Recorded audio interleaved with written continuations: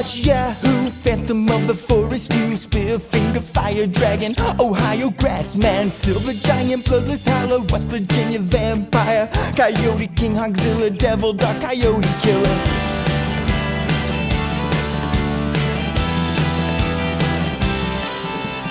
Cave creature, Mothman, Smoke Wolf, Lizard, Demon, Ashman, Grafton Monster, Cow-killing Bastard, Shadow Creature, Dustman, Cherokee, Death Cat, Wild Man, Great Fire Rape. What else do I have to say? Steal yourself some chicken wire, and I'll get some lumber. Catch the Thunder Brothers. Don't you dare get out of the golf cart. We can keep our big seats while we hunt the big feet. Snarly Gastro Team, Red Island Bear Beast, Silver Giant, Squalling Savage, Black Wolf was kind of average, Stone Giant, Raven Mocker, Midnight Whistler, Wampus Beast, Wawa Woman, Ohio Grassman again. Technically Huckleberry Wolfman or Wolf County need to find the X again if we hunt the Lightning Man. Webster's Werewolf, Daily Howl, Kentucky Hellhound, Little Girl, Headless Horror, I can't take it anymore. Steal yourself some chicken wire, and I'll get some lumber. Catch the Thunder Brothers. Don't you dare get out of the golf cart. We can keep our big seats while we hunt the big feet. Well, this here's Big Feets, the only Mountain Monsters watch-along podcast. I'm Robert Brockway, and I'm just 6 coyotes in a cloak trying to sneak into an R-rated hillbilly cage. And I'm Sean Baby. Later, after discovering it, another drill instructor made a point of my Jewishness. Through unwarranted punishments of sit-ups and push-ups, squats, and bends, the platoon was incited to detest my presence. Overnight, my stature diminished from platoon guide, the recruit's platoon leader who carries the flag and sets the cadence for marching, to a can't-do-nothing-right scapegoat. I took the abuse because I knew the temporary nature of my presence and the importance of maintaining my cover. Little by little, though, the abuse wore through. One Sunday, I refused to bow my head in prayer during the Christian religious service I was forced to attend, an action resulting in a blanket party. I woke with a blanket covering my head and fists beating my face and body from behind the anonymity of cover. When I lashed out, as much from instinct as anything, several recruits were injured. And I am award-winning author Jason Pargin. Is Frank Dukes Jewish? He is. He brings it up every opportunity. Any mention of racism. Did that come up in the movie? Nope. Because if you had asked me, if you had held up Bloodsport as an example of a movie about the Jewish experience, I would have probably have not understood what you were talking about. You have to watch it in the original Yiddish, and then it makes more sense. Yeah. Did you not? I assume Jean-Claude Van Damme is Jewish. Sure. Well, he wouldn't be allowed to play that role otherwise. We're getting off subject. That is probably not the thing that should have stood out about that, what you just read there, which for confused listeners, Sean is reading excerpts from an incredible book that is not in print called The Secret Man by Frank Dukes, D-U-X.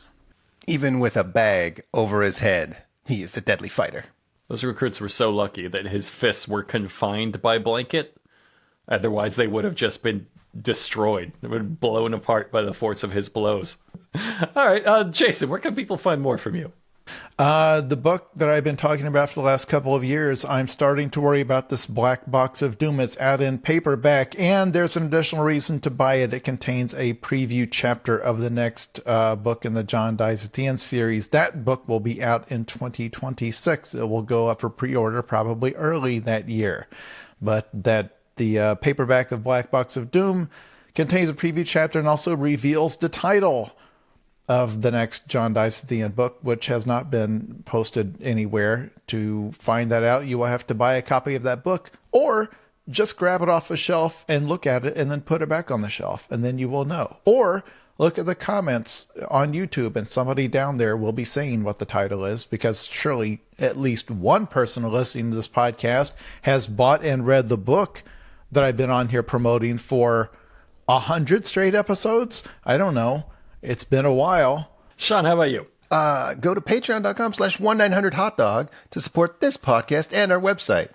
a shining beacon of success in this decimated media landscape. Fantastic. I of course am legally obligated to promote my new book. I Will Kill Your Imaginary Friend for $200.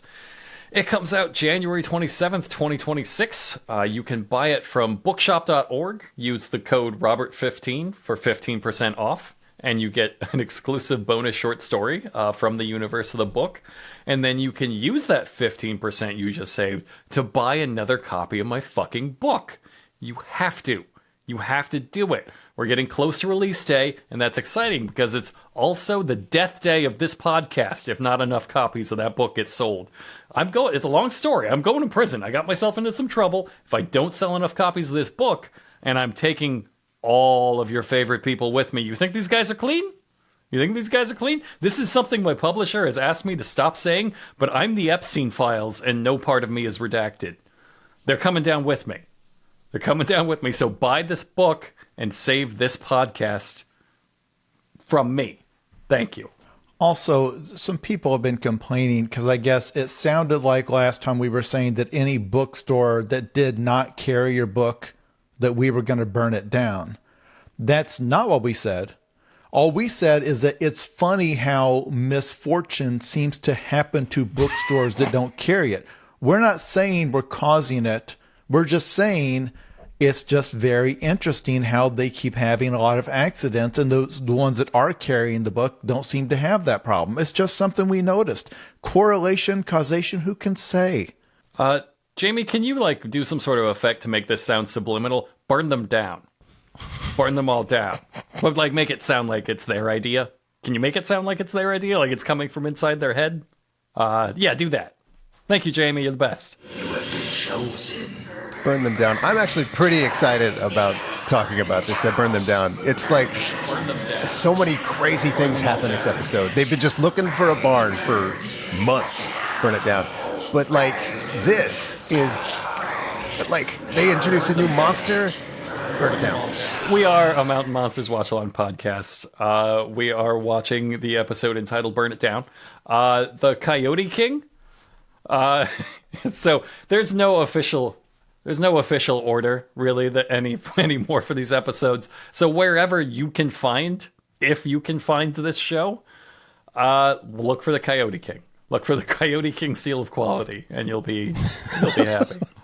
But when I saw the title for this one, it was such a relief because it's just monster. They're going to hunt the Coyote King. It's going to be a classic episode. They're going to be in the truck driving to the town where the Coyote King lives. They're going to talk to a witness. It's going to be the classic formula. It's going to be a breath of fresh air. As soon as I saw the title on HBO Max, I was like, thank you. They're going to have a great rendering of whatever, coyote with a crown on its head, whatever. I was eager to get into this. Such a fresh start. New area. They're not going to be stuck in that freaking wherever they were. Nope, they got you again. It's continuous storytelling. They tricked us. They tricked us into thinking they were done with their disastrous attempt at serial storytelling, and then they've accidentally riffed themselves right back into it. So here I am trying to tell you what happened last time on a show where the stars don't know that. No. They have no idea. It's legitimately difficult to do this, to recap it. I'm happy to leave you to it. It is legitimately at this point difficult. Okay, so let's do this. I'm going to do my one, and then at the end you're going to act really disappointed in me and do the real one.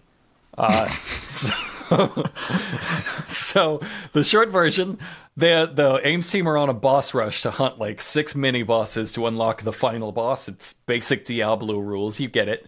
They were hunting the Cherokee Death Cat, and they spent 2 entire episodes trying to get the barn where it's milked.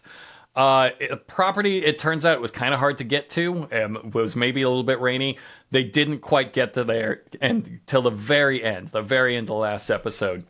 And at which point they found a door to nowhere, a freestanding door, not attached to anything. It's anime shit. You understand instantly, visual shorthand, what this is.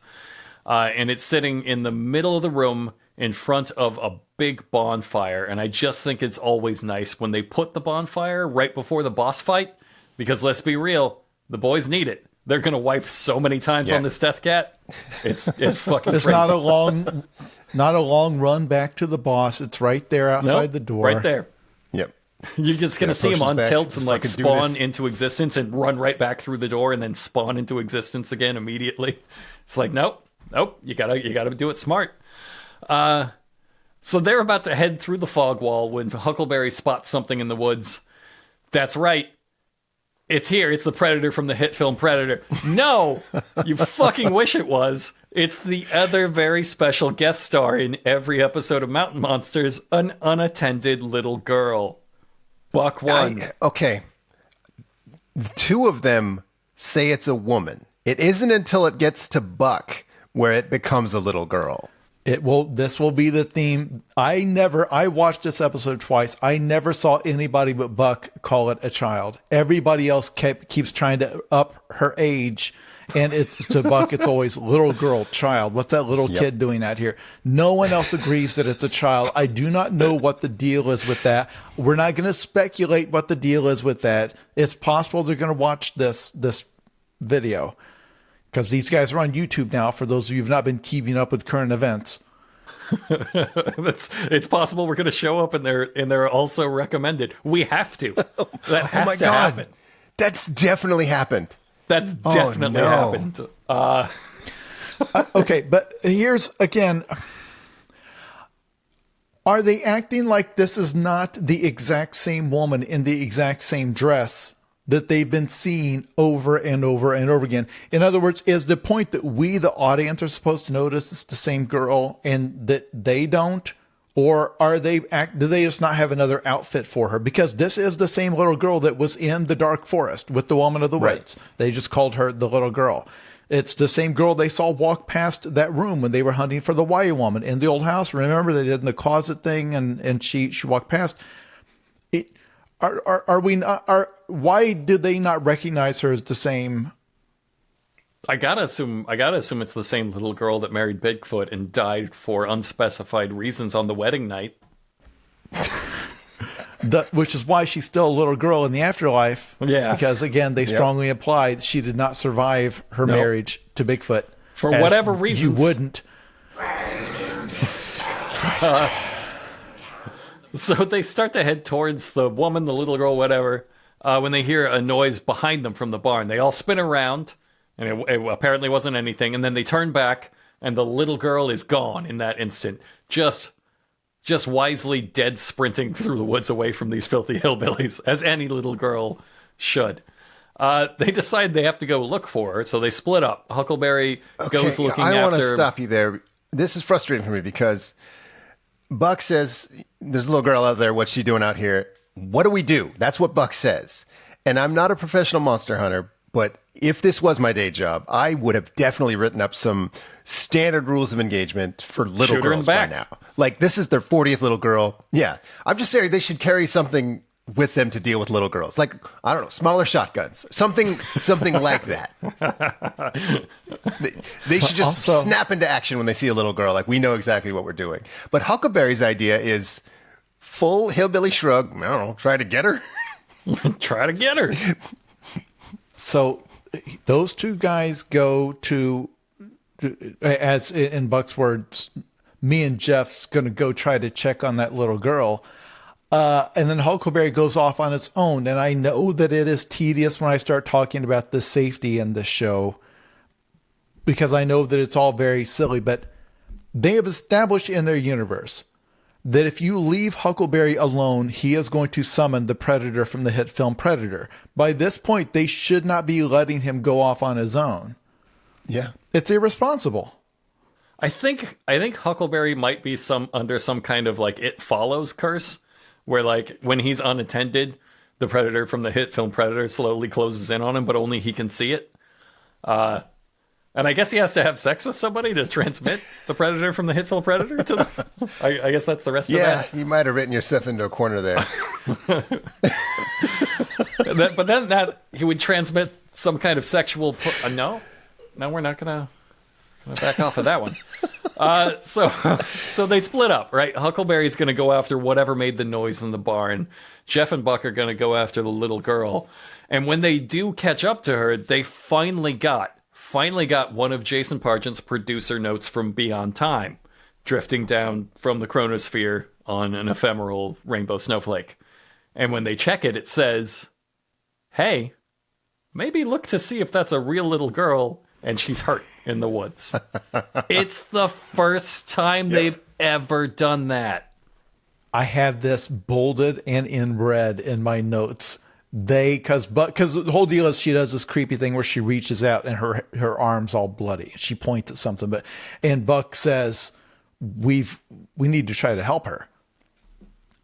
That's all I ever wanted. It took them 6 seasons. Yeah, this is episode 58 or whatever episode this is. Yeah. For it to occur. Maybe we should check on her. That might be a real child. I've been assuming, our first natural assumption, we assume it's a ghost or a witch of some kind, of course, an unsettled Bigfoot bride. But just in case I'm wrong, and it might be an actual hurt child, maybe we should go. So she's pointing off with her bloody arm somewhere off into the woods. And then just then the Cherokee Death Cat makes its trademark milking sound. It's not a roar. It's not like a rah, I'm angry. It's like a weird rutting chuff. And you're like, that means something milked. Specific. Yeah, he's getting milked. Someone's milking the spirit of those dead natives.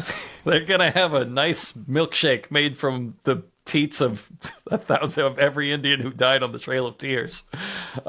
Canonically, that's what's in the show. The show decided the Cherokee Death Cat is the soul of every Indian who died on the Trail of Tears. Extremely important that the listeners understand. We did not make that up. That is from the first episode of the Cherokee. Now, the crew of the show has totally forgotten they said that. Yes.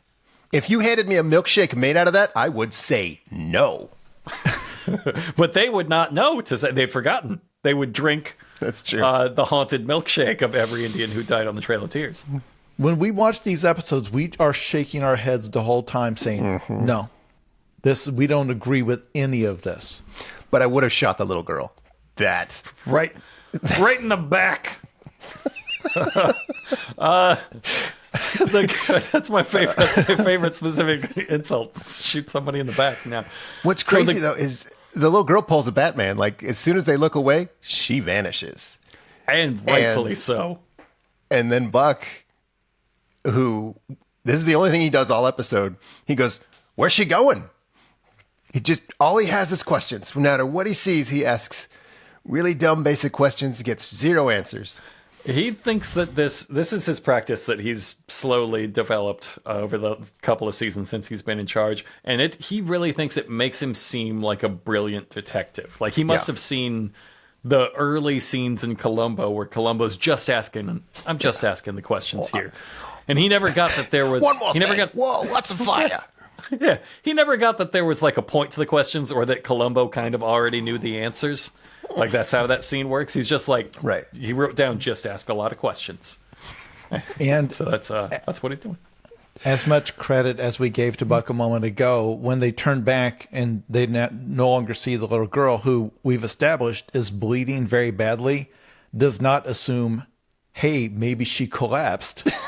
Let's go to that spot and see if she's lying in the dirt, having bled out or gone unconscious or just whatever. Let's go over there. No, they immediately declare, oh, this is ghost activity. Let's get back to the barn, see what Huckleberry's doing. That little girl is, she's fine. She probably ran back home. I would love it if you assumed that of Batman too. Like every time he disappears, you're like, I gotta go check. He might just be dead. He might have fallen off the roof. Had a stroke. Yeah.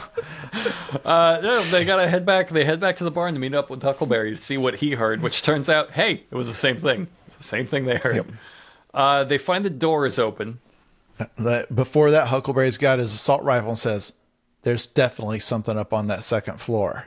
Because remember, that's where the mini-armed demon monster was. I guess we should have put that in the recap. There's a mini-armed demon monster that lives in this house, too, that is related somehow.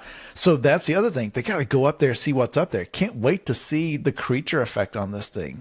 We can't put every single monster they made up last episode into this episode, it would just be listing that. There's a gang of scarecrows that are wholly unaccounted for. There's a scarecrow gang out here. There's 3 Cherokee death cats. There's a Bigfoot. Yeah, there's 3. I might have been drunk when I took these notes, but did they find the little girl again after she vanished? And then do the bit again where a noise distracts them and she vanishes again? Am I crazy? Yeah, she disappeared twice. Okay, good. And, okay. I just wanted to verify. That beat is going to repeat itself more than twice in this episode. Yeah, get used to it. Spoiler. Yeah, get used to it. So I'm glad I'm not crazy. They return to the barn, and remember, there is this big freestanding door in the barn that's a portal to nowhere. It's classic anime rules. And they find the door is open. And so, of course, Huckleberry must have gone in to solo the boss, so don't worry, boys. He'll be respawning at the fire in a few seconds. No, he's still out in the woods. He's out in the woods hunting the Cherokee Death Cat. And so Buck yells out the door. He turns and he yells out the door, "Hey, did you hear that?" And we fucking cut to Huckleberry, apparently like 40 feet away, just in the bushes outside, yelling back, "Yeah, I heard that." Buck goes, "Oh, you might want to come back here." So they've canonically once again established they're only about 20 feet away from each other when they split up. They said, "Let's split up." And they walked 20 feet in opposite directions so that they can just yell to each other. Like, when they said, "We got to get back to Huckleberry," Huckleberry was like just off camera going, "Yeah, get back to me. Get back over here to me." So they... Twice in the scene, they do the thing where Buck has to start vamping to lead up to a reveal because he likes it when he's cut off in the middle of a sentence because that makes it shocking for the audience, but he never knows what to say. So the first time they're heading back to the barn, and I swear to God, he's just recapping to Jeff the thing that just happened, saying, "Do you remember that little girl had blood all over her hands and she was pointing up at that hill?" What? And then they're going to do it a second time in a moment when the other big reveal happens. So they hear another roar and they turn around to see a hooded figure walk past the fire, throwing apparently the torch down into the fire, which flares up. And then it walks through the open door, which magically swings shut behind it. Which, A, fucking rules. I love that we're introducing anime portal rules into this. And B, really feels like an escalation they can't walk this show back from. Like, we started off seeing like a Bigfoot glove for 2 blurry frames and being like, I think Bigfoot might have grabbed me. And now you have it on camera that there's like a wizard walking through a magical door and then disappearing. They broke the seal. Now, it's something else it's here. Too much.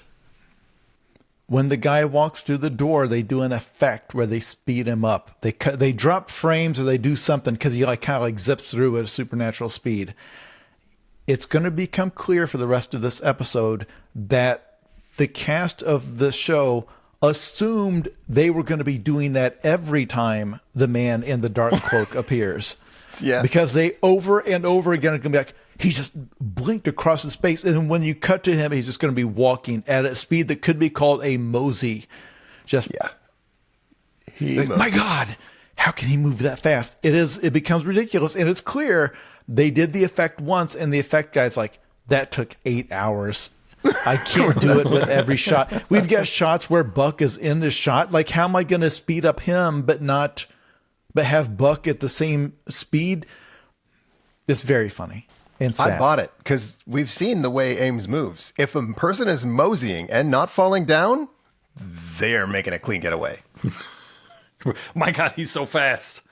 I like that Buck is just immediately on board with that this is a door to nowhere. Like, he runs up and he checks behind it and he explains, "Oh my God, there's nobody on the other side." But like, he had to have assumed that from the start because as soon as that guy goes through the door, like, he turns around and starts yelling for Huckleberry. Like, his brain isn't that guy standing on the other side of that door with a shotgun or something. Like, he's if you assumed that this was normal reality and not like a teleporting door, you'd be like, holy shit, that guy's just standing there on the other side of that door waiting for me. But no, he gets instantly like, yep, video game rules, I got it. He's gone. It's a magic door. Jeff still doesn't get it, though. Jeff is looking at it and he says, it's just a normal door. And Huckleberry, ever the improv master, says, no, it's not, Jeff. I says laughed it so hard. With some irritation. That was going to be my quote of the episode. Like, no, it's not, Jeff. It's clearly fucking point. not, Jeff. We're going to do a thing in editing that makes the guy look like, I know that to your eyes, he just walked through it. We're going to do a thing in the edit where he doesn't appear on the other side. It's a magic door. Jeff fucked up so bad, too, because it is a magic door leading to another world, painted in blood with the symbol of the Thundercats. And he's like, just a normal door, guys. At the very least, it's freestanding to nothing. Like within the shot. Take the it's not a magic out of special it. effect. It's still fucking weird, Jeff. It's still a door to nowhere. It's just Huckleberry's. I took some other notes about Buck. Buck says, who was that? Why's that door open? Where'd they go? Did you see that person in the black cloak? These are just some of the questions he's been asking during all of this. Hold on. He comes to a conclusion. He does say these have to be connected somehow. He does. He gets to the bottom of it. There's two things, because one, they have seen the guy in the black cloak before. Buck is acting like they saw this guy. It was 2 episodes ago, wasn't it? He was moving too smoothly through the woods and they wanted to kill him because of that. I guess it was 3 episodes ago. I don't know at all. It's all a blur because it's all one big episode. It should have been 1 episode, but it's the man in the black cloak. Why would you not assume? And instead they talk like they have no. He literally asked Jeff, who was that? And just like, I don't know. How would I know who that was? But it's like, well, no, but that's where in the improv you say, well, is it that same guy who was stalking us before? But yeah, the other thing is after seeing when they went after the Wyatt woman, they had this identical red symbol in that house. And then and it was of a, whatever that animal was. And it was a wolf head, right? And then this is a symbol of the death cat. And him saying, well, these have to be tied together.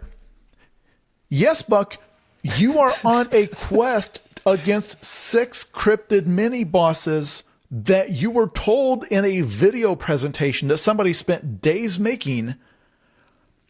That's the quest you're on. Yes, you're here because you already know they're tied together. That's the only reason you're here. They're part of the thing to unlock the boss arena to the spear finger. Well, the way he put it, he said, what is this place? Does this symbol mean the death cat? And then he added, what is this place? And where's Willie and Bill? It's really coming across like early dementia at this point. It's coming across like, all right, maybe we don't do the hunts after sundown anymore.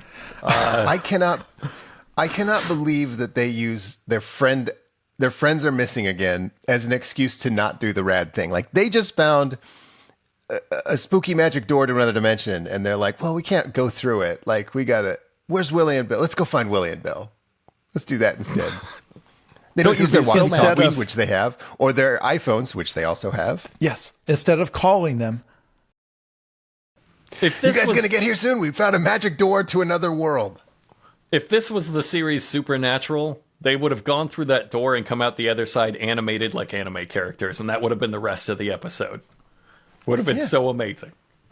Or Willie and Bill would have come in and they were like, everyone else is 40 years older. And they'd be like, oh, we've just saved Narnia, guys. No, they simply kind of forgot about Willie and Wild Bill, and they suddenly remember about their B team, whose job was rappelling down a cliff, which is, I want to say, the way higher risk job. You shouldn't have forgot about that. Your job was walking along the stream, so like, yeah, you should have checked on them first. So they get to the spot where they finish rappelling down the cliff, and they do find like their empty ropes, their empty harnesses, and they're like, what could have possibly happened to them? Willie and Wild Bill are on their own chase, so they have seen this same figure, the cloaked black figure with his torch moving through the woods, and they start to go after him. Well, first they see the lights flickering on the cliff up above, And they're like, my God, there's a guy with a torch up above us. And then instantly he's teleported to the bottom, and now he's off in the distance of the base of the forest floor. And they're like, all right, we got to sneak up on that guy, this teleporting wizard, and capture him somehow. So, lofty goal for them. They're heading out to sneak up on the torch ghost. And when the other guys follow, the Buck, Huckleberry, and Jeff find the spot where they rappelled down to, they decide we're going to follow them. So now we're following the team who's following the guy. If that makes sense. That's like where we all are. Exactly. They start a weird verbal tick that's going to spread across the entire team for the rest of this episode, where they start talking about fire as if it is a cryptid. Because it's never just, oh, there's a fire up there, or there's a guy with a torch. It's like, what is that up there? What's that light? I don't know. It's like a fire or something. It's like there's some sort of a flame. It's like, oh, why would there be a fire up there? And they did this with the barn too. Every time there's a fire and there's like, what is that? There's like a flickering light in there. Wait, a fire? Who would put a fire in here? And they do this every time. And they're like, well, what the hell is that light down there? When they've already established, no, it's a guy with a torch. He's now down here, but there's these multiple steps. It's like, well, now there's a light down here now. What is that? Well, it looks like fire. Well, I think it's a torch. It's very weird. They all start doing it. I wrote down a sequence here just to give you an idea of the episode's storytelling and dialogue. Willie comes back. He remembers there's a death cat. So he says, this thing has massive paws. If he took a swing at you, it'd take your head clean off. So that's all the stats we get about the death cat. Then he forgets about that. He says, why is there a torch up there? Who is it? And then it cuts back to the live action. And he's staring at a cliff and he's saying, who was up there? And then Wild Bill says, and what were they doing up there with a torch? And then Wild Bill hears a noise and says, what the cum? And then Willie says, who in the hell's that down there? And then Wild Bill says, now what the hell? What? So it's like their brain is degenerating in real time. The last two questions were just, huh? Do you think they feel like they've got to narrate every second? Like they can't just let a moment, you're like, what's that? And just let the viewer see that there's like, they feel like they have to explain every moment what's going on. But without like explaining. They want every moment to be a new mystery. Because I feel like when you see a door to another realm, you say, oh, cool, a magic door. Not, why is a door here? Where'd that guy go? And it makes them look insane and stupid. Like more so than just their natural insane stupidity. Yeah, but the show changes a lot when you do assume that they all have early onset dementia of some kind. Because like this is within camera, what we're doing is we're looking out in the forest and we're seeing the black cloaked figure holding the torch, and he walks a few steps. And then they look away and they look back and he's gone way farther away, and they're like, oh my God, the implication is he's teleporting. He's like walking a few steps and teleporting, super speeding or something like that. But it could just be that they're looking away and forgetting what they were doing for a long time, and then looking back and being like, oh my God, he's moved so far. Oh, who is that? Oh, what is that there? It really becomes a portrait in tragedy when you look at it like that instead of... Also, the fact that when they see a torch up at the top of the mountain and then another one down there, they never for 1 second say, oh, there's another guy down here. Yep, there's two of them. It's always, oh, that guy must have teleported. Well, why would you just assume there's another dude? Druids are solitary people. They don't travel in groups. But yeah, they decide they're going to catch the guy with the torch, but then they stop to explain this plan to a camera guy. And Wild Bill's like, we damn need to double time if we're going to catch him. And then it cuts to them sneaking very slowly after the guy with the torch. I think this is kind of I think this is like the tutorial in a stealth game, where like you got to sneak up on him, and if you get spotted by like, I don't know, for example, turning around and yelling at your cameraman, he teleports away, and you got to sneak up on him all over again. Yeah. So this whole sequence, it looks like a chase, but it's really them just failing the tutorial part of a stealth game over and over and over and over again. But they're doing that. That's how this is playing out. Meanwhile, Buck's team, remember, is following them. So we're following their failure. It's a failure following failure. Buck and says, why would they go that way? Just catching you up on all the questions, Buckhead. And they, as they're trying to track them, they hear distant packs of coyotes yipping, and they decide that's too many coyotes and multiple packs. Buck says, "I've been hunting coyotes my whole life, but I don't know that Looney Tunes counts." They do find tracks. And they decide these are Willie's tracks. And they marvel over Willie's tracks, your friend, who leaves human boot prints. I think what's crazy about this is that once the coyotes are here, there's no more questions. Buck is no longer asking questions. He says, "Man, listen to them coyotes. Sounds like there's a pile of them." And not, why are they yipping? Why are they yelling? But they decide it is a supernatural coyote meeting, like of all the coyote clans, which is weird because it sounds more like when you Google free coyote sounds and then click on the file coyote barks and howls.wave, which is the first result. And then you play it 3 times. That must be 3 packs of coyotes. But yeah, we can add this to the drinking game where you now have one part of the team hunting another part of as if they are cryptids. Where Buck finds some water has been stirred up. It's like, that's Wild Bill's sign. They've been through here. Again, because we can't just text him. So the tension for the viewer is, he even says, "Oh yeah, it looks like they're heading toward the trap." So you even get we're driving Wild Bill and Willie toward the trap. And I just imagine them arriving and the trap's all closed and they're just eating the select cuts of pork chops from Safeway that they got Look so into the drawn camera and in. be like, nobody can resist a select cut. Safeway, some quality Safeway select cuts. $11.99 a pound, everybody. It's... Yeah, they're hunting Willie. We're hunting Willie. We forgot what we were doing hunting Willie. It's funny if it wasn't so tragic. So yeah, Willie and Wild Bill discern the torch is heading towards the trap, and they remember this is a stealth mission. So Wild Bill drops down low and he starts doing wacky hand signals. Like, you get it. He's just doing the real classical physical comedy. He does two-finger man walking. I unironically he does monster claws. Really enjoyed every choice that they made here. And then he does flapping like a bird. I'm just saying the funniest thing Willie could do in that moment is give him one silent nod and then move towards the trap like he understood it perfectly. And instead, funny, but I think they what can't. he chose to do. No, Wild Bill's part was good. It's just when it cuts to Willie, he's like, "Well, I don't know where you got your hand signals. Those don't even make sense." Like, no, that's not the bit. He's so fucking mad. Willie, while they're trying to be silent, just says really loudly, "What kind of hand signal is that, bro?" And then Wild Bill says, "I was telling you I could see him." And Willie says, "What the fuck's the flopping wings about?" Like, he spells it out why it's crazy. No, he steps all over it. It's it's so much funnier if the joke is that these two guys knew each other so well that he immediately knows. Yeah. One silent nod. I thought it was so funny how vehemently he rejected this. He's like, "Fuck you, Wild Bill." It is. Fuck the whole bit. What was the flapping? What was the flapping wings, you son of a bitch?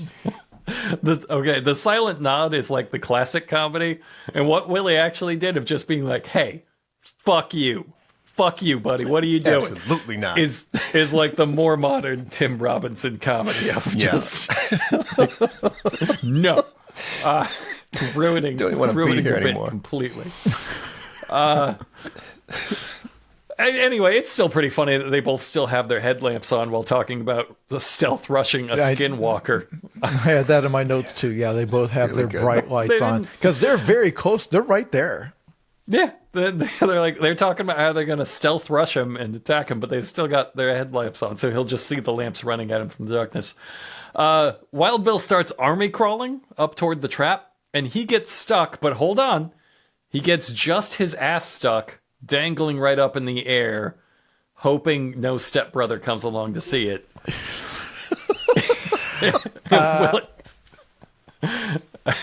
Willie has to drag him out as comedic music plays. Imagine being the rogue team watching this. They're That's like, okay. That's what I what had you were in my gonna notes. Because Wild Bill is doing another comedy bit, I guess because he's frustrated that the last one kind of fell flat a little bit. So he's like gets himself stuck between like two saplings with his butt raised comically in the air. It even says, "Oh, looks like the old backside is getting a little plump. I'm stuck." And then Willie, a visibly real life annoyed Willie, is like, "Are you stuck?" Yeah, I'm stuck. So he has to come and like grab his boots and start trying to pull him out that way. And they have this incidental music, this comedy music that plays when they decide a funny thing is happening now. And I've come to dread that music. Because it's when the team is walking along doing a serious moment, then somebody will stumble, and then Buck will get a look on his face, and you can hear the little comedy banjo like bum, bum, bum, bum, bum, bum. And you can like, oh, okay, they've staged humor here. Get ready for laughs, everybody. Coming in 3, 2.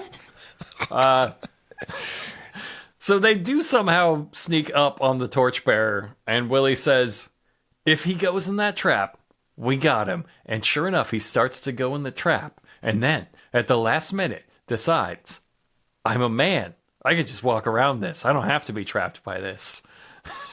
So he got called away by the coyote. The coyote. No, he starts walking around first, and then he hears the coyotes yipping. He hears coyotes yipping, and then he starts heading towards the coyotes before again, like, kind of disappearing and teleporting away. So Willie and Wild Bill, they meet up with the rest of the team, and they Hold on. Willie does also comment on the number of coyotes. He says, damn, shitload of them coyotes. It is 1 to maybe 1 coyotes making noises. just for the record. Again, he doesn't know what sound clip they're going to edit in. He couldn't have known that they... They have such faith in their editing team, and the editing team they must not see, like, you know, the edits at the end of the day or whatever. They just have to trust, and then they're watching this all on TV like, well, now we look like assholes. They have never watched a single episode of their own show. I guarantee you they have no idea. What the show they're picturing in their mind that goes out to the viewers, it looks like Breaking Bad. They're imagining the cinematic moments and everything, yeah.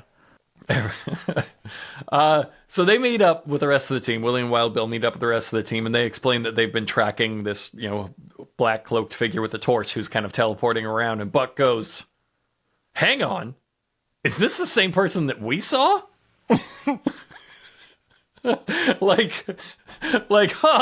We saw a torch-bearing black cloaked teleporting wizard.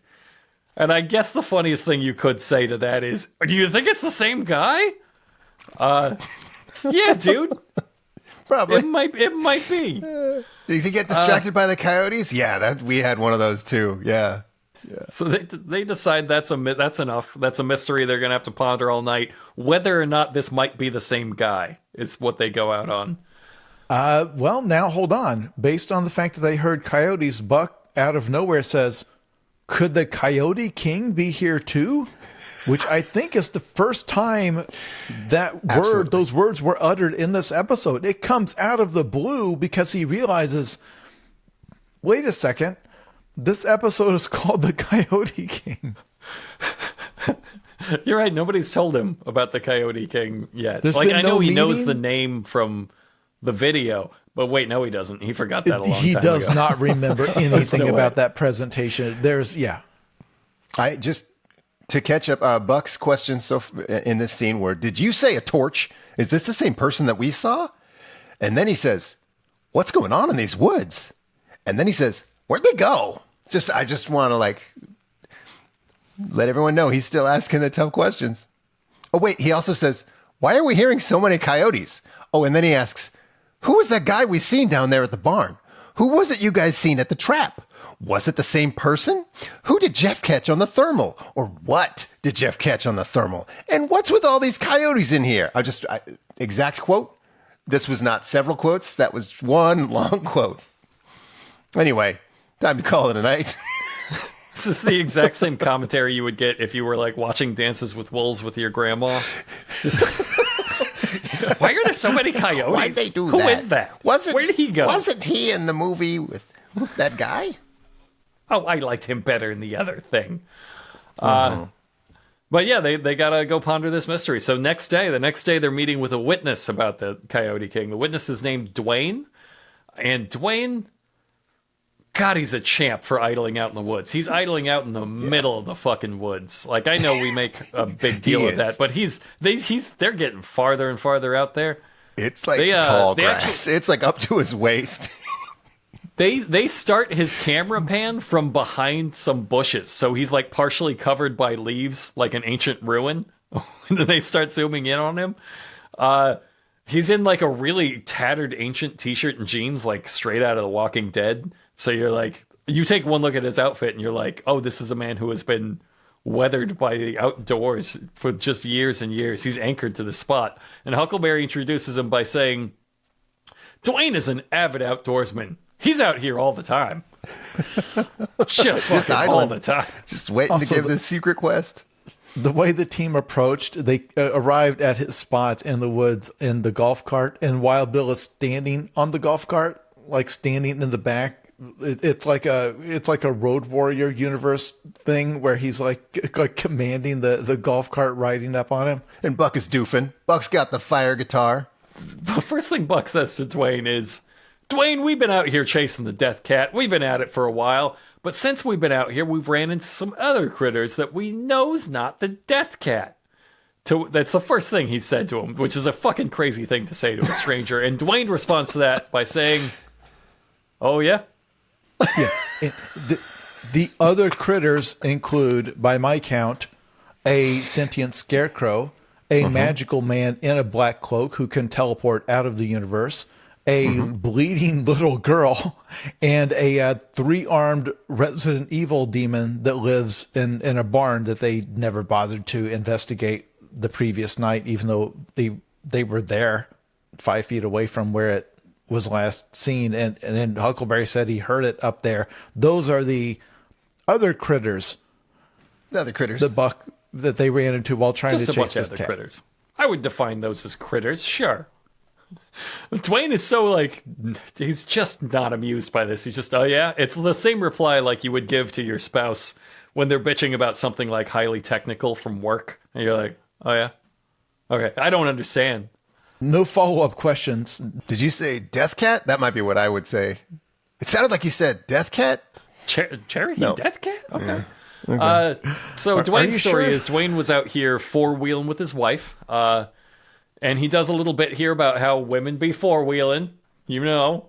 And all the boys, they know. They know women, they don't be four-wheeling, right? She was nagging him about the way he was riding. Yeah. Complaining about this nagging broad, and they're like, yeah, we know what you're talking about. They never like it when you get them through the mud.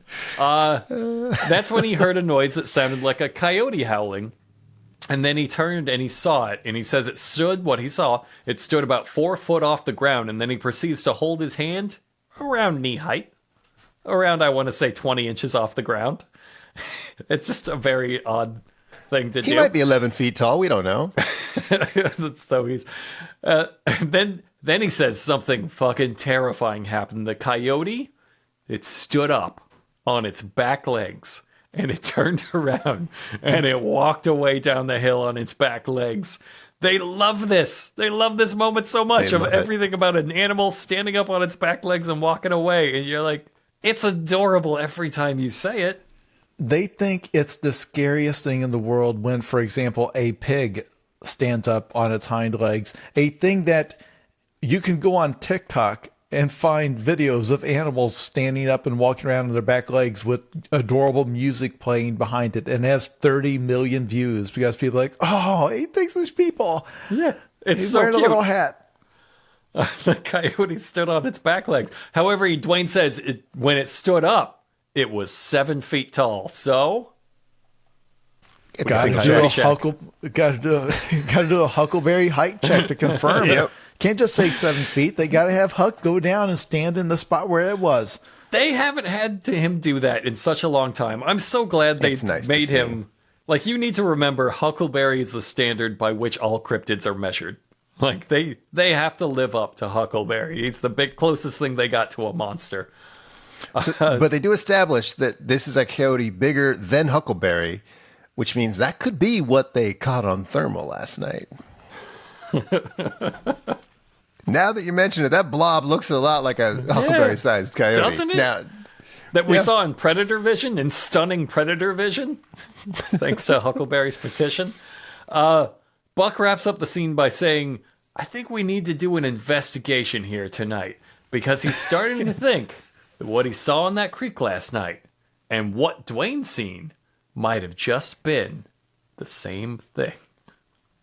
And they set this up beautifully because Willie looks down and sees like markings on a log where it's like, yeah, here's where it was. We've got it. This area is where it goes. We've got to search this for other like subtle signs like this, prints, damage, claw marks. So got to leave, take a nap, come back in the middle of the night when all of that stuff will be totally invisible. Can't do it now because it ends. It's broad daylight where we can plainly see these signs. Got to come back at night. this makes sense. So they do. They come back at night, and Buck is talking to the camera, and he says, amongst all these other things, he says, and we can't forget that we know the Cherokee Death Cat is here. Yep. Okay, you did forget about that. Notice how there's no questions anymore. He's some guy named Dwayne saw a big coyote, and they are hunting that Coyote King. Yep. And also the Death Cat. Like, he's not like, who's that Dwayne guy? What did he see? Nope. Coyote King. Is he here Locked all in. the time? Is this his house? Yes, it is.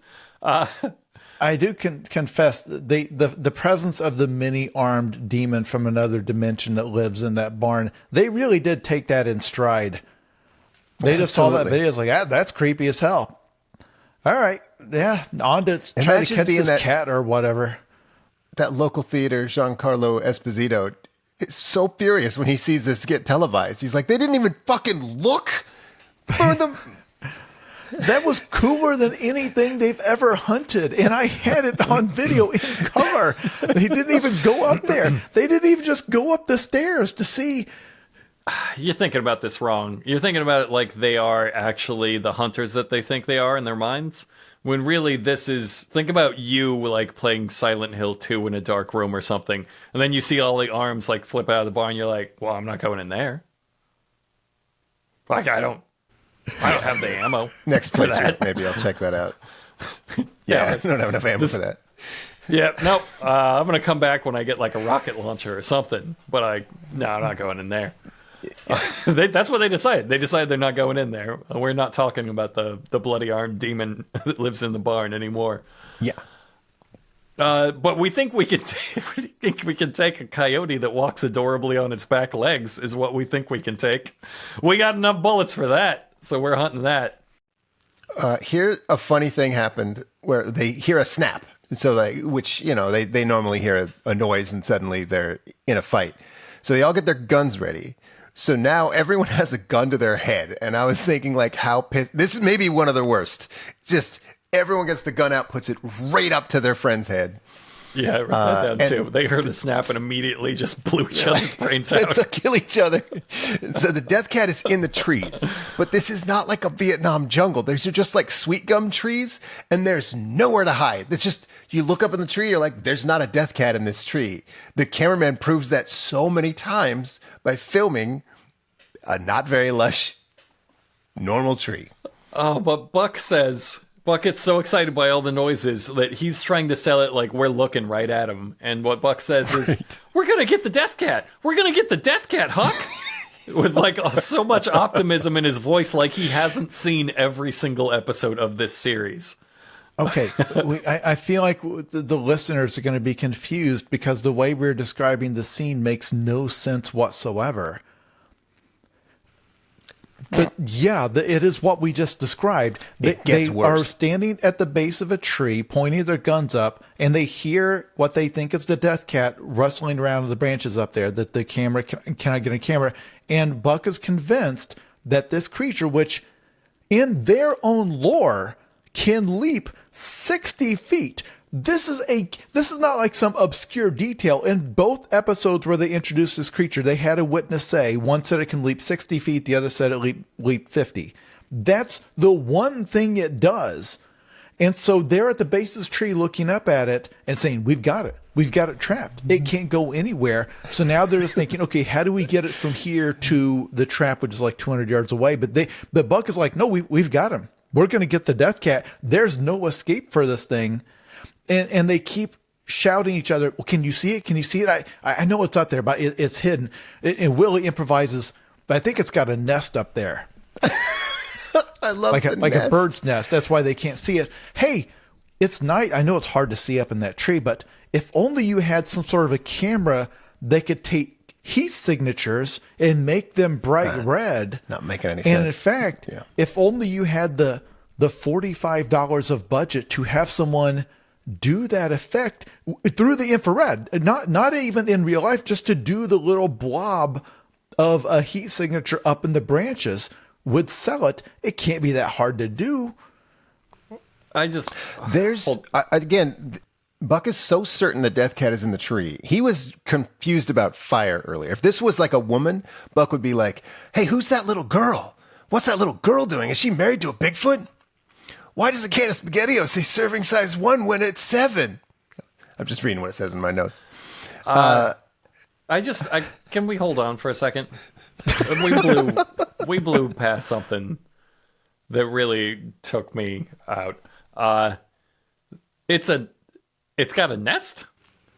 It's got Willie. A nest. Willie's looking up there. He says he's got a nest up here. So the collective grief cat of thousands of restless Indian souls is a nesting species. Does it fucking lay eggs? It collects shiny wrappers and sticks. Can I eat the eggs that are the grief of 1,000 Indian souls from the Trail of Tears? What the fuck is he doing? But again, the magic of the show is, yeah, he said that it was dumb. You don't have to leave it in the edit. You don't have to put that in the show. People say stuff all the time. It doesn't have to go in as canon. Okay, so they decide that what they're going to do is Willie and Wild Bill are going to run and set the trap for the cat, right? And they're going to stay there to make sure it's keep it up the tree, keep it like cornered so that it can't get away, even though it can jump 60 goddamn feet. Or jump the 10 feet to the next tree over. Sorry. Or slowly climb down the tree and kill them all. Or they could just shoot it. They've established so many times, we're not here to save these animals. Many times the plan has just been to fucking kill them. Just to blast them. Like, these are not loaded with trank. What would they do? We've asked this before, but assume they get it in the trap. What's the fucking next step? What number do they call? Call animal control. Same as when they caught animal control, Hogzilla. man. Yeah, hey, we know. We have captured the sentient embodiment of the Trail of Tears. It's hundreds of years old. It's in a trap. Can you come get it? They just got to be like, yep, I got the little stick with the loop. I'm coming. We made it with twigs. It's there until you get here. This thing canonically weighs 500 pounds and has superhuman strength, can leap 60 feet. So this thing will instantly kill you the moment you try to open that trap, if it somehow stays in the trap, which would only happen if it, had a heart attack or something and collapsed. Also, is it morally okay for you to jail the restless souls of the minorities who have suffered atrocities? That's a little beyond animal control, I figure. I don't know. So anyway, their plan is to keep him treed and to go back and set the trap and then come back and drive him into the trap. That's the best plan they've come up with. No one listening will believe the next step. It's 200 yards away. So they've just got to get it to football field. They've got to make without it veering off in any direction with the crew of 5 slowly moving men. That's the plan. But they're not going to get that. We're not even at that stage of the plan yet. They send Wild Bill and Willie up the tree, the one the death cat is in. After they come back from setting the trap, their job is to go back up the tree with the death cat. They get their climbing gear and they. You made it sound like a football play, and it kind of is, because now we can do a one-to-one analogy. And so I was trying to think of what this would be like, and it'd be like coaching a football team made up of a trap builder, 3 elderly men, and you, a very obese and confused man, as coach. Then the other team fields only one player, but it's Lawrence Taylor. He has a jetpack and chainsaws for hands. Then the play you call is to move him out of the stadium and near a van parked at the other end of the parking lot, hoping he'll go inside to check out the raw pork chops. But first, your two best players leave to climb a tree. I'm just saying that is the play that Buck has called as the coach. Yeah, that's the plan. And already, obviously, it's a bad plan. But you forgot. Got to build a distraction into the plan. You got to build a distraction into that play. You forgot that part of the play is that as we're going after him when he goes for the van, we all got to chase the ice cream truck. That's built into the play right there. So Willie sees, while he's up the tree, he sees a light behind him. And everybody, of course, goes, who is that? Who could that be? They've forgotten that there's a teleporting figure with a torch out here. Buck says, is that a torch? And then, why is that guy back with a torch? Yeah, he's back to asking questions. He's not solving the mystery, but he is building it in his head. He's just building a list of endless questions with no answers, which sounds like some kind of hell. By the way, I'm not even reading off. I did transcribe this. A light? A light? What the? It looks like a torch. Is that a torch? It's a cloaked figure carrying a torch. Why is that guy back with a torch?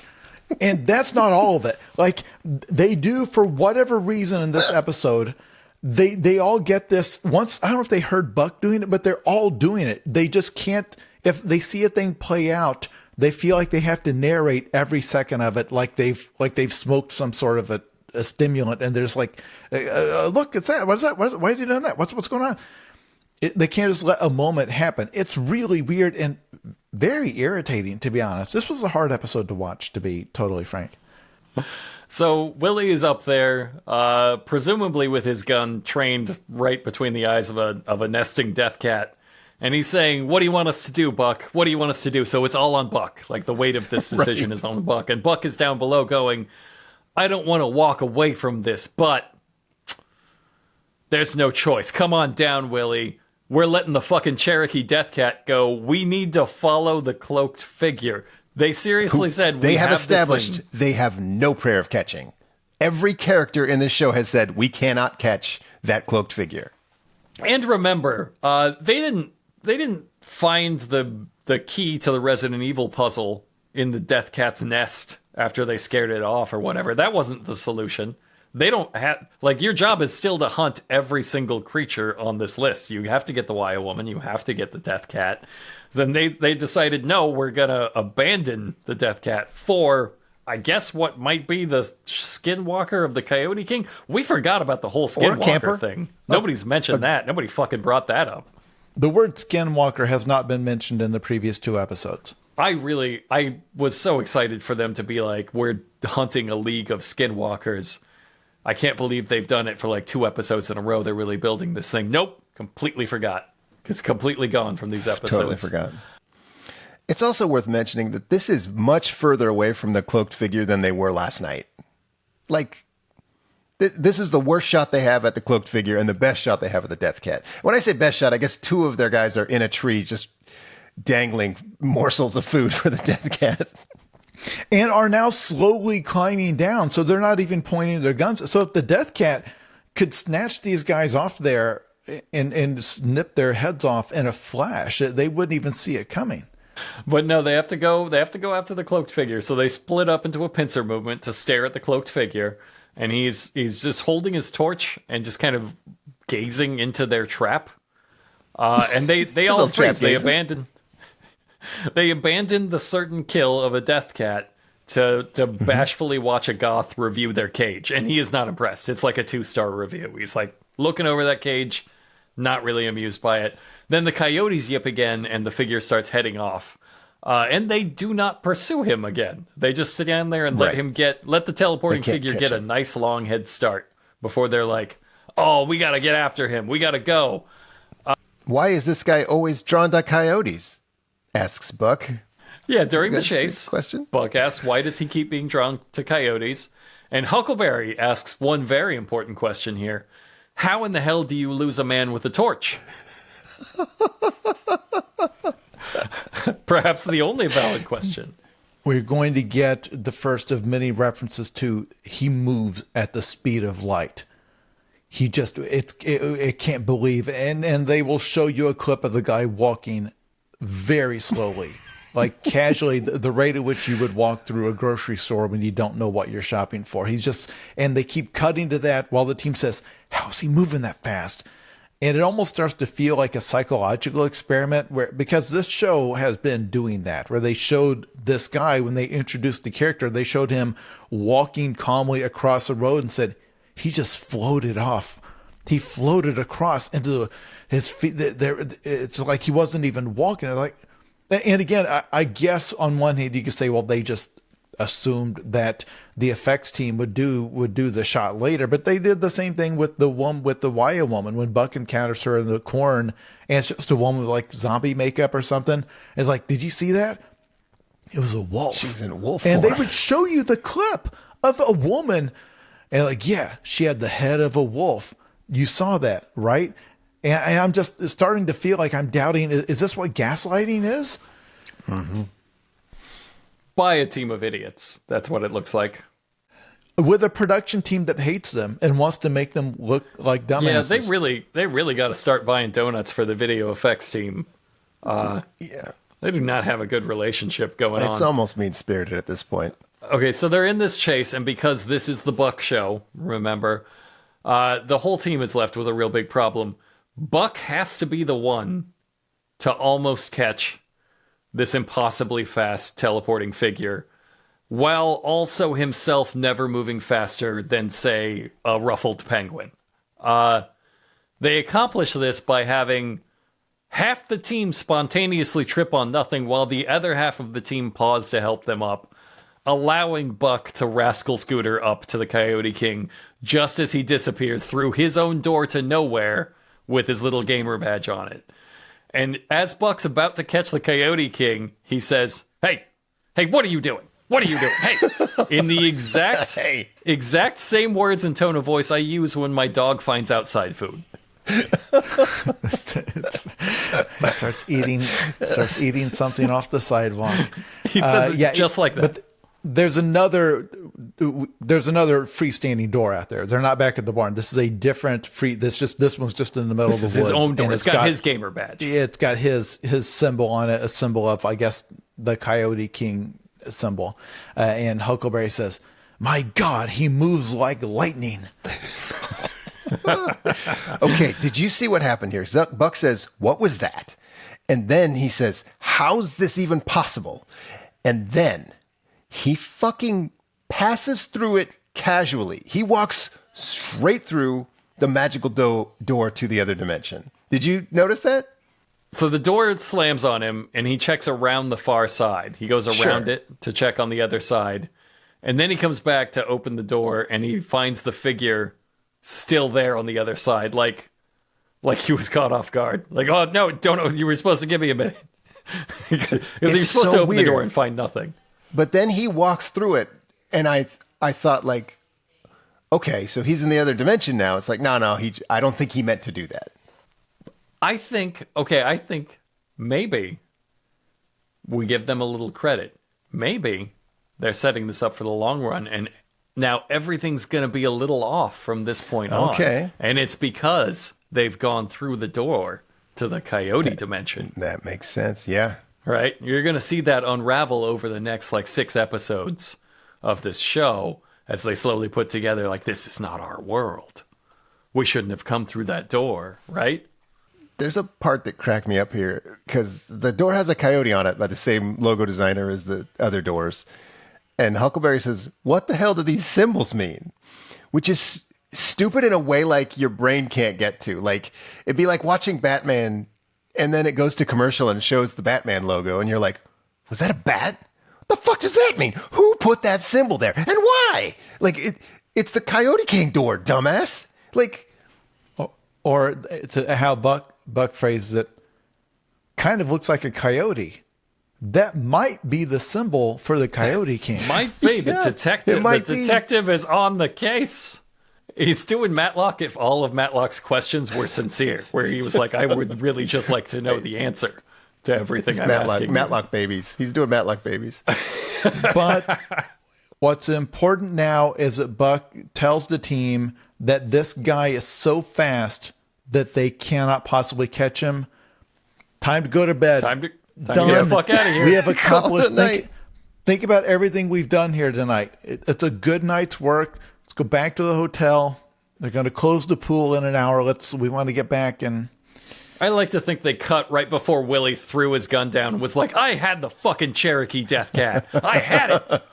Yep. It might still be back there. Let's go see. It's worth a shot. Yeah. That was his nest. It was his nest. It fell asleep. Hey, if it's not, let's go look at that nest. I bet that's crazy. Let's get video of that nest. I bet a lot of scientists would be fascinated, including like Huckleberry's tribal elders. Think about if he could take evidence back to them of, hey, you know what this is? It looks like a giant nest. No, you're not going to believe it. You got to rotate it in your inventory until the ruby falls out. I wrote down Buck's questions here because he's back to asking questions. He says, why is this door just sitting out here in the middle of the woods? Who put it here? And then he asked the most important question. What do you guys say we go ahead and head out of here? And they do. And all right, the next day, we do the like stern white text on a black background telling us, after making modifications to the team's trap, Willie has called for a meeting. And you start to think, oh shit, they were talking about the symbols last. Mm-hmm. They're getting Jason's production note from out of time. They're going to start using the symbols to make a magical trap. Because they've established that they cannot catch this guy as a human being. So yeah, you've got to work. He uses dimension magic to travel. You have to find, this exactly what I was thinking. They've come up with a symbol that's a binding thing that will turn their trap into one of those doors. When he goes through, he'll be stuck in there. You don't even need to make it. Just steal their door, put it on your trap. You built a trap to another dimension. Yeah, he'll walk right through that door. No special effect. Just say you came up with a symbol. You overnight you found the symbol that will bind the skinwalker, whatever, and you painted it on your trap. And it will be invisible to him until it closes, and the symbol will be visible that will bind him in there. We even have a Giles now, in the form of Huckleberry's native ancestors that he's constantly consulting back on the reservation where he lives. So he can just say, I went back and consulted with the elders, and they've given me this symbol to bind a Coyote King.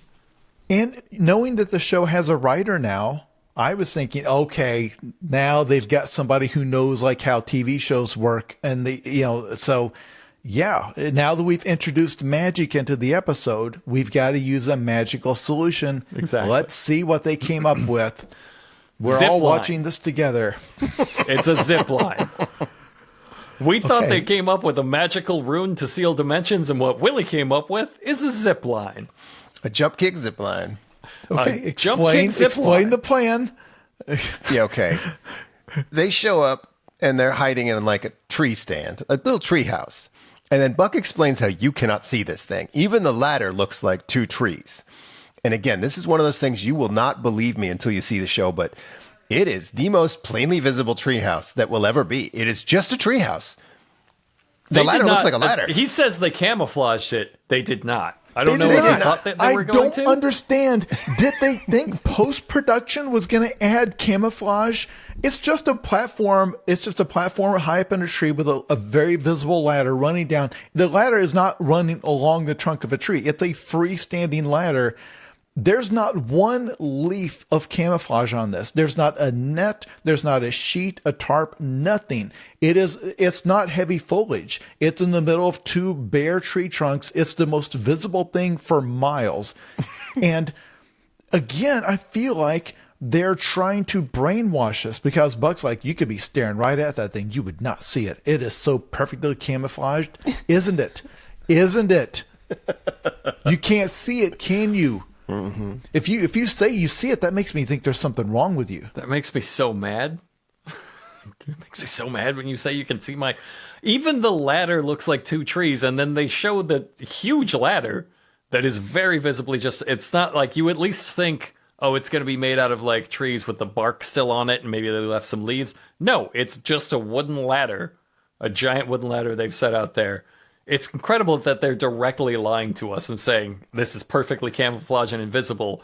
And then the camera crew, which apparently they also don't buy donuts for, gives us a straight-on shot of this being the only thing in the forest. Like, none of the trees have leaves. It's just like, could not be more visible. Because they easily could have said, we're going to camouflage it.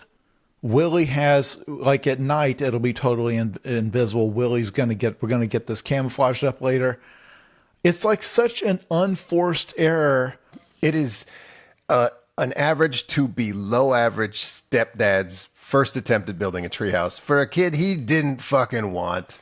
No walls, no roof. You're not loved enough for a roof. Well, okay, but the plan is Willie's going to be up there.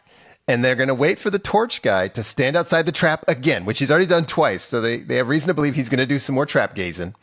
Then Willie is going to zip line down and kick him into the trap. So kick him in the trap butt. Is now bait, but also a distraction, but also still a trap.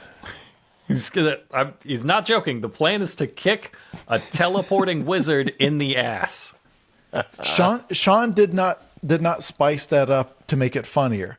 That's word for word their plan. Is that the guy's going to stand in the exact same spot where he stands to stare at the trap, which is right outside the open door. Willie will zip line down and drop kick him in the butt and kick him into the trap that will close the trap, and then now they will have the cloaked figure trapped in there, and then they can interrogate him. That's their plan in this reality show. And he can't teleport out because wizards can't teleport through wood. That's probably true. Just like Mothmen can't teleport through electricity. Those are Willie facts. Only Willie's got those facts.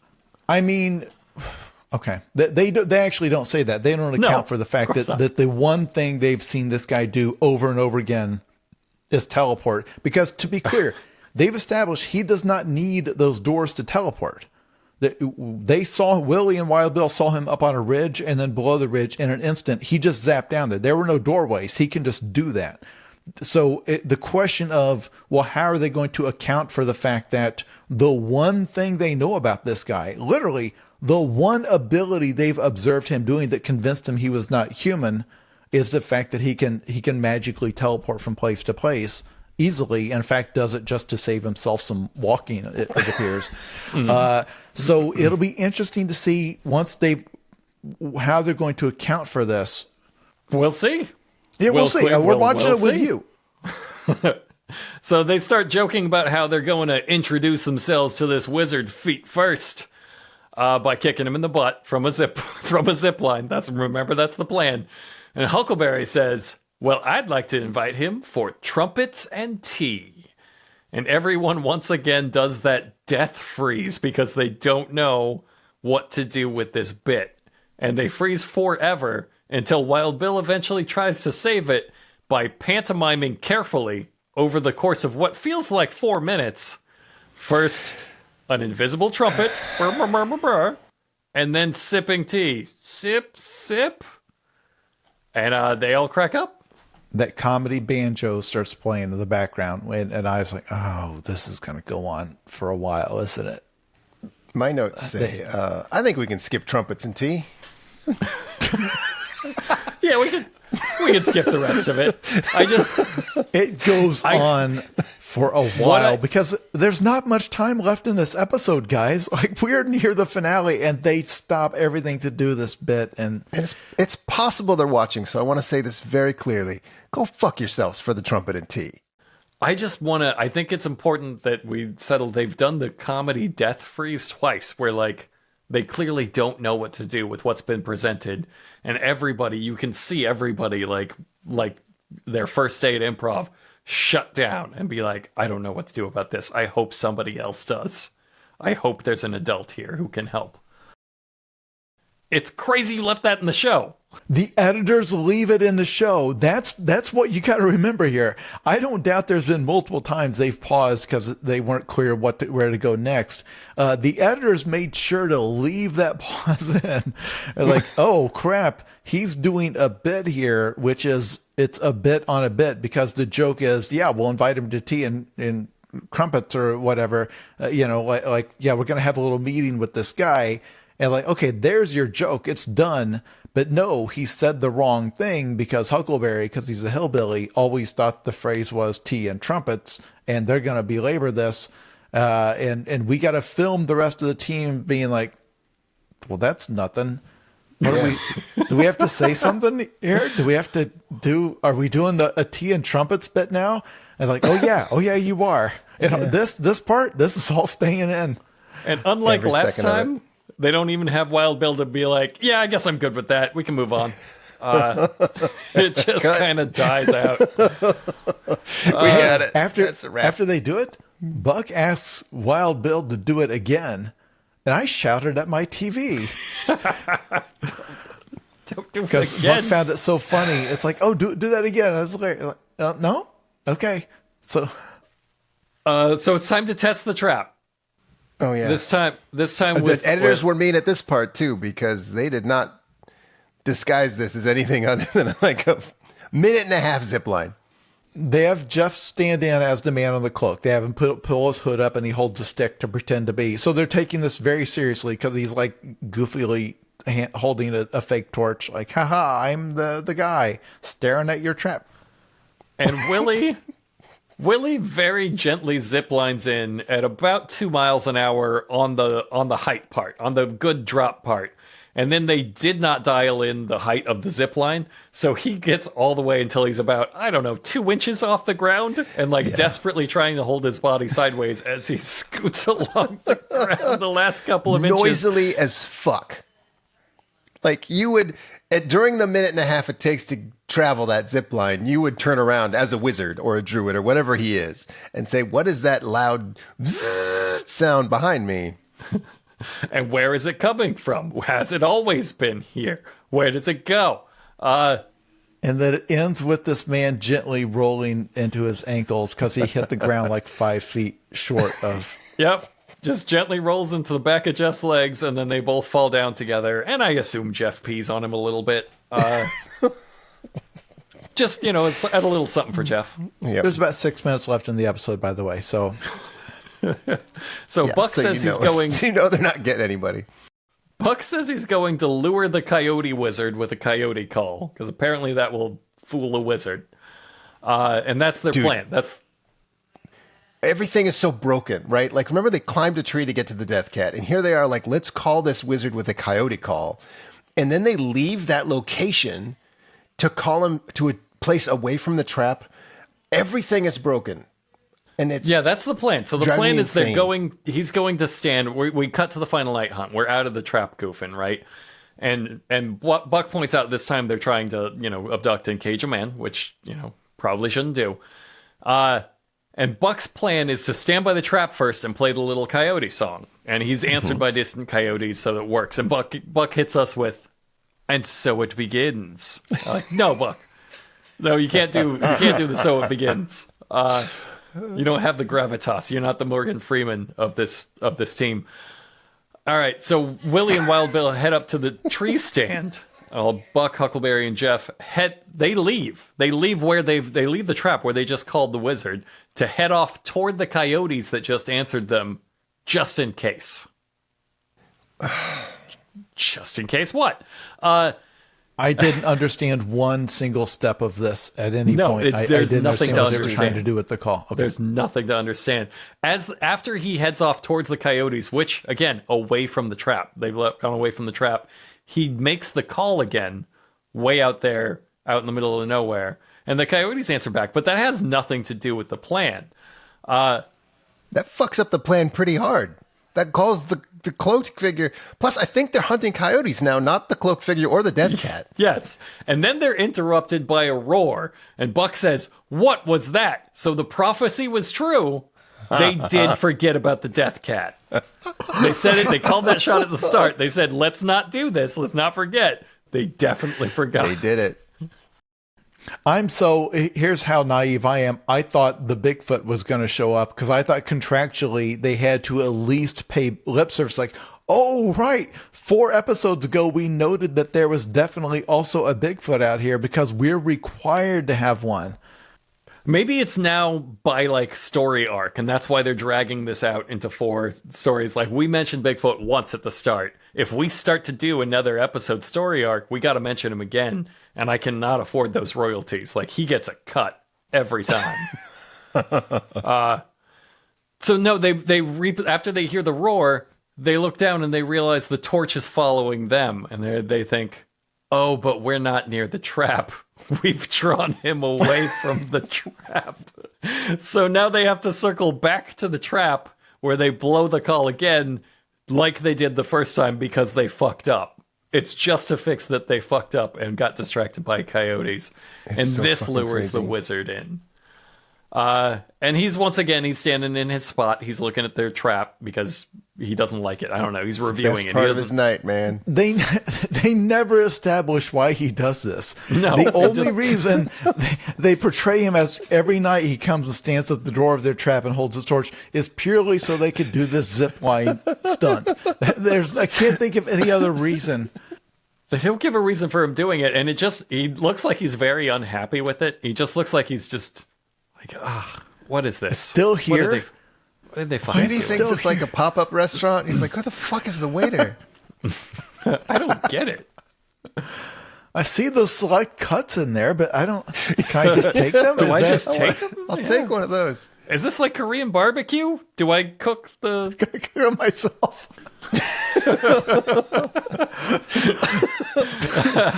So, for no apparent reason, he wanders into the trap on his own, and they say the floor doesn't break away, leaving only 2 possibilities. 1, he's a ghostly figure with no weight, or Willie sucks at building traps. But then, for no apparent reason, the trap springs. It springs shut. Sure. And Buck says He grabbed the meat. What do you mean, no apparent reason? He grabbed those select he grabbed the cuts. Safeway Selects. You're right. We don't see it. We're too far away, but you can absolutely infer he grabbed him some pork chops. He's like, gonna get me some selects. It traps the wizard inside, and Buck says, "Look at him. He's freaking out in there."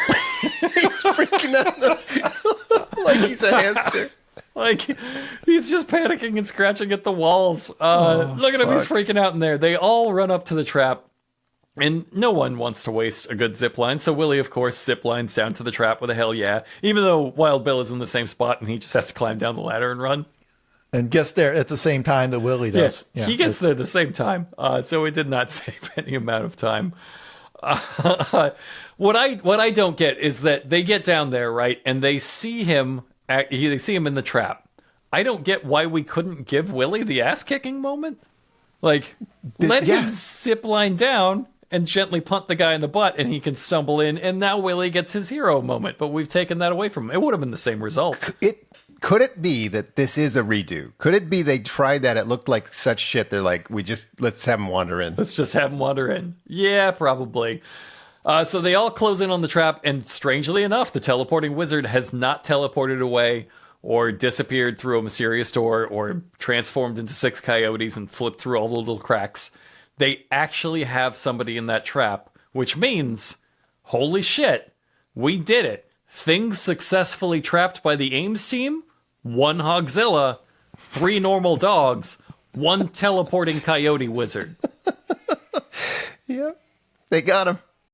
The episode cuts to credits on that with him in there. So now, in terms of, they have written themselves into a corner story-wise. I can't fathom how they're going to get out of this situation where it's true that they did establish just now that he is a ghostly figure with no weight and so no corporeal being. And then also exactly 100% of the times they've encountered him up till now have ended with Buck saying, "Where'd he go? He just vanished into thin air. He just disappeared. How'd he do that?" So how they're going to begin the very next episode is impossible to know. Surely it will be, they will get to to talk to this guy face to face, and maybe he'll join the team like in an RPG. Like maybe he'll now be like a Slimer. I would love it if next episode they're just hunting a new monster and like Huckleberry's just wearing 2 human ears and they never mention it again. Huckleberry's got a sexy black cloak. That cloak looks real good on you, Huckleberry. Thank you. End of scene. Yeah, no, they for now they caught him. This is it's a rare victory. We'll take it. They caught that son of a bitch like Hogzilla. That guy's got to feel so mad. The only other things you caught are a normal pig and 3 dogs. And me, I'm as stupid as a normal pig and 3 dogs. He hasn't said a word either. This guy's not like, what the fuck? Let me out of here. What? Who are you? What is? He's freaking out in there. So let's go out on our quotes. I'll go first this time. Totally devoid of context. I'm going to choose the time Wild Bill said, "It would be a dandy hole for something to be piled in that man." When did he say that? He said that. He said that when they were in the cave, and he was trying to decide that this would be. What he was trying to say is that this would be like a nice place for a death cat to live, and what he said was, "It would be a dandy hole for something to be piled in that man." Sean, how about you? Oh, I got nothing. Mine were either just look at him, he's freaking out in there, so it begins, or the time they saw that dude moving at like 2 miles an hour, and Huckleberry goes, "My God, he moves like lightning." I'll give you one. How about yours can be when Buck is explaining the plight of the Ames team, and he does it so well in this quote. He says, "We're out here looking for sign of the Coyote King, but running into the Death Cat? That's just as good." Whatever. I'm not gonna kick a Coyote King out of bed. I'll tell you what. Jason, how about yours? When Buck first gets his coyote call out when they're going to do the final night hunt, he's like, what do you say we give this a shot? And then Wild Bill looks at him and says, "Hell yeah, crank on it." Is that how you do a coyote call? But also a bonus quote. Earlier when Willie and Wild Bill are first encounter the torch guy after they've rappelled down that cliff, and they're finding different ways to be stunned by what they're seeing. There's a moment where Willie forgets the word torch and says, "That's somebody holding a fire." How are they doing that? How do you? Oh, you can put fire on. You're right. You can put the fire on special things. Gloves, probably. Shit, as long as we're doing bonus quotes. Mine's when the wizard they're waiting for the wizard to go in the trap that final time, and they're getting really excited, and they're just Willie and Wild Bill are providing background chatter that you're not really supposed to pay attention to. And Willie says, "If he goes in that trap, we got him. Oh yeah, oh hell yeah, go on in." And Wild Bill says, go in, yeah, go in. Oh, he's going in.